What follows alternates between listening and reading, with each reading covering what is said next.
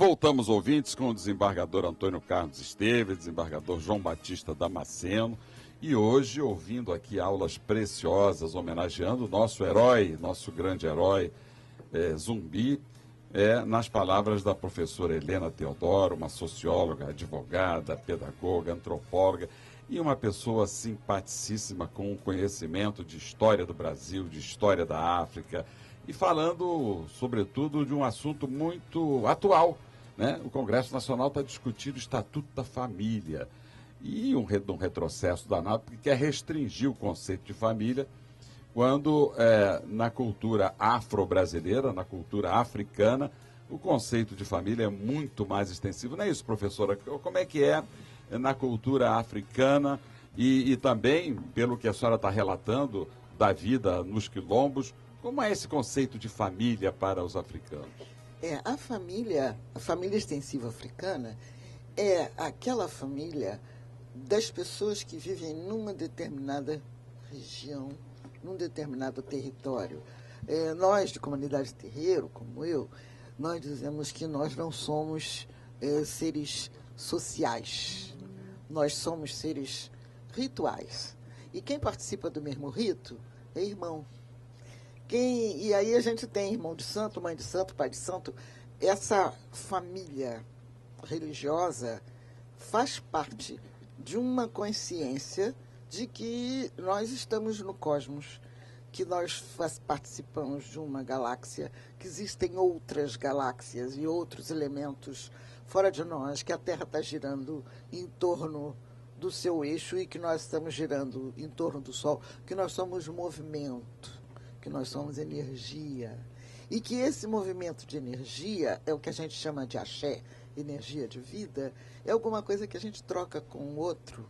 E quando você troca energia positiva, quando você quer que o outro receba uma flor, significa que você deseja que ele chegue ao desenvolvimento máximo de uma sementinha. Porque o que é dar flor para alguém? É desejar pleno desenvolvimento. O que é oferecer frutas? É ter resultados de transformação, de crescimento. Então, essa visão está profundamente ligada a esse sentido de que, se eu cresço, a minha comunidade cresce comigo. Se a comunidade cresce, eu cresço com a minha comunidade. Que todos pertencemos a uma grande família. O sentimento dos quilombos, o sentimento das escolas de samba, a família salgueirense, a família mangueirense, está exatamente... Né? As tias, todo mundo muita tia. As crianças, elas são responsabilidade de toda a comunidade. Aliás, eu presenciei uma cena dessas, já presenciei muitas, mas uma para mim foi bem impactante, fazendo uma conversa, já sobre direitos humanos, na favela do Caranguejo. Tem pavãozinho, Vietnã, e lá no topo do topo é o Caranguejo. E isso tem uma questão ali também de poder econômico. O pessoal do pavão mora em casas de 2 andares, 3 andares, depois vai diminuindo. Lá no Caranguejo estuque, né, barro batido. Coisa que eu não via, né, pelo interior. Desde Diamantino. Desde Diamantino, né, desde Carangola que eu não via, mas casa de estuque. E lá no Caranguejo as casas são de estuque.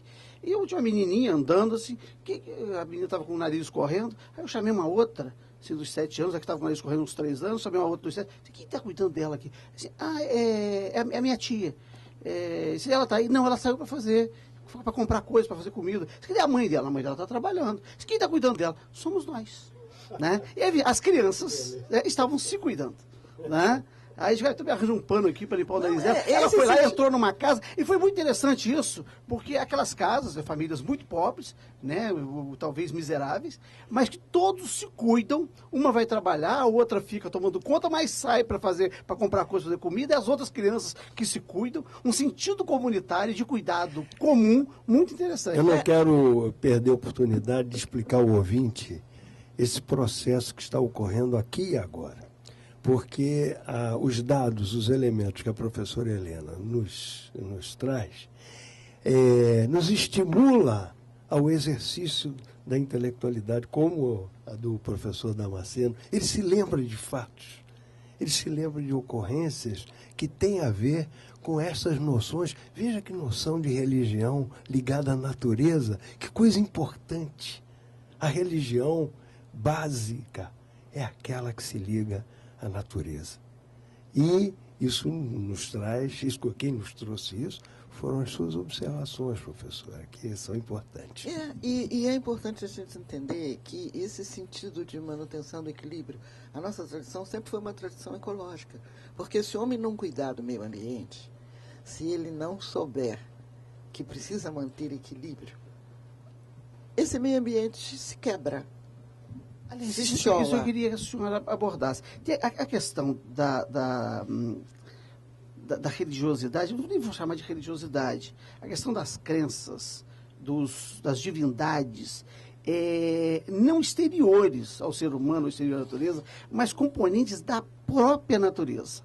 Né? A natureza como expressão, né, dessas divindades. Eu não diria divindades, porque... Não, desculpa, eu estou usando aqui, eu estou fazendo a representação porque, aqui, exatamente por não conhecer. Todo mundo acha que dentro da nossa tradição, em Zumbi, vai mostrar a força de Ogum, é a força da natureza, voltada para a terra, para o ferro, para o que vem de dentro da terra.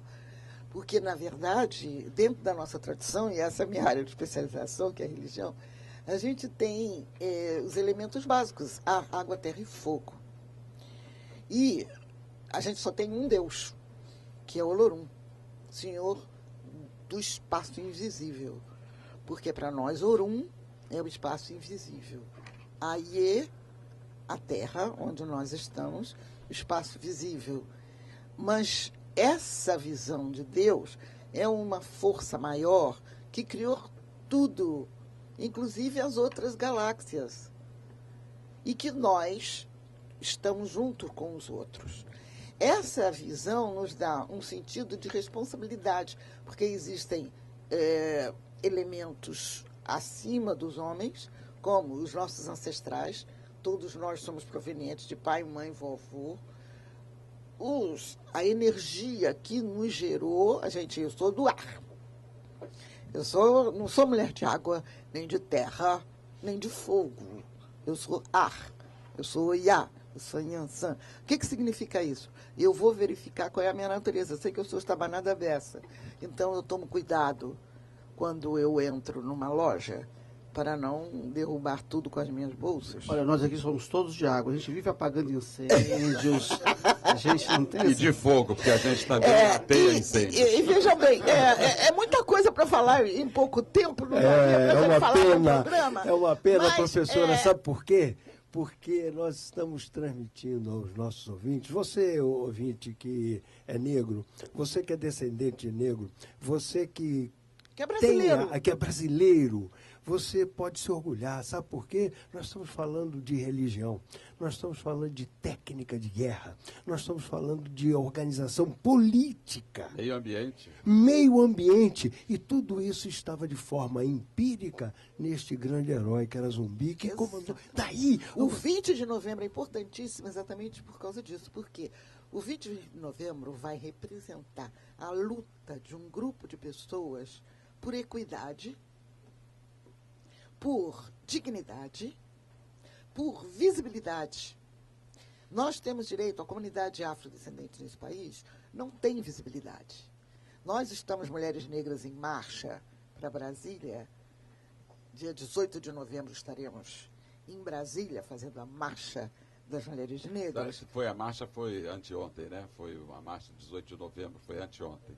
E anteontem, a marcha de 18 de novembro, mostrando exatamente que nós, mulheres negras, precisamos ter o respeito, a dignidade e a visibilidade que merecemos com a construção que tivemos nesse país. Porque se temos os mercados, é porque as quitandeiras do século XIX, XVIII, desenvolviam todo um trabalho com remédios, com mesinhas, com as ervas, com todas as coisas importantes para isso.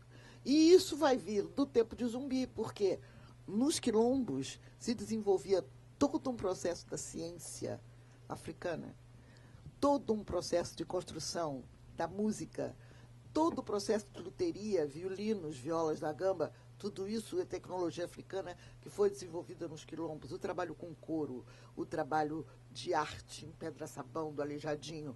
Então, todos os setores da vida brasileira foram desenvolvidos nos quilombos. Nós estamos, ouvintes, hoje maravilhados, comemorando o Dia do Zumbi.